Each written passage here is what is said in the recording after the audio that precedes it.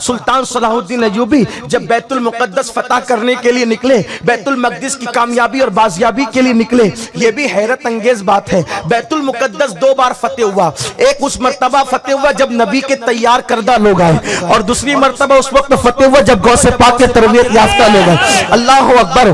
کیونکہ کردار بنائے جاتے ہیں، کردار سکھائے جاتے ہیں، انسان سازی کی جاتی ہے۔ اللہ اکبر! تو سلطان بیت المقدس فتح کرنے کے لیے نکلے، سلیبیوں کو بہت درد ہوا، بڑی تکلیف ہوئی، کیونکہ جانتے تھے اب مسلمان میدان میں آیا ہے تو دنیا کی کوئی طاقت مقابلہ نہ کر سکے گی۔ اللہ نے اس قوم کو وہ ٹیلنٹ عطا کیا ہے، اس قوم کو وہ صلاحیت عطا کی ہے، جب یہ آئے تو پھر کوئی ٹک نہیں پاتا۔ اسی لیے باطل کا طریقہ کیا ہے، اسلام دشمن طاقتوں کا طریقہ کیا ہے، تمہیں راستے سے ہٹانے کے لیے وہ تلواروں سے نہیں ڈراتے، تمہیں راستے سے ہٹانے کے لیے وہ میزائلوں سے نہیں ڈراتے، تمہیں راستے سے ہٹانے کے لیے وہ بموں سے نہیں ڈراتے۔ کیوں؟ اس لیے کہ تم ڈرتے ہی نہیں ہو، تم تو یہ کہتے ہو کہ ہمیں تو دونوں ہی جانب سے سرفرازی ہے، مرے شہید اور بچ گئے تو غازی ہے۔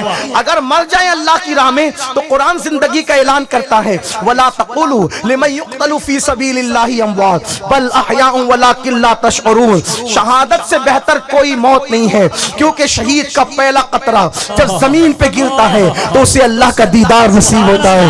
وہ بڑی خوبصورت زندگی ہے جسے شہید کی موت کہتے ہیں۔ اگر لوگوں کو شہادت کی عظمت پتہ چل جائے تو پھر اللہ اکبر، دنیا میں انقلاب ہی انقلاب ہے۔ تو بہرحال عرض یہ کر رہا تھا، باطل آپ کو راستے سے ہٹانے کے لیے ہتھیار کا استعمال نہیں بلکہ عورت کا استعمال، حسن کا استعمال، شراب کا استعمال، گناہ کا استعمال کرتے ہیں۔ کیوں؟ اس لیے کہ راستے کی تکلیفیں جب مشن سے لوگوں کو نہ ہٹائیں تو ان کے راستے میں شراب اور شباب بچھا دیا جائے، تو جو تکلیف اور مصیبتوں سے نہیں بھاگتے وہ لوگ عیش پرستی کی وجہ سے اپنے مشن کو بھول جاتے ہیں، اپنے مشن کو فراموش کر جاتے ہیں۔ آپ سے گزارش ہے، آپ توجہ میری طرف رکھیں۔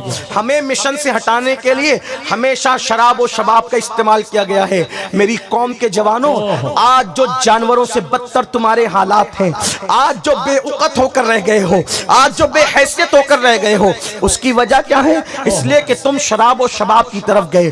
نکل آؤ شراب سے، نکل آؤ شباب سے۔ صلاح الدین ایوبی ہی نے کہا تھا کہ ہزاروں ہتھیار کی جھنکار مسلمانوں کو وہ تباہی پر نہیں لا سکتی جو شراب اور شباب مسلمانوں کو تباہی کے دہانے پر پہنچا دیتا ہے۔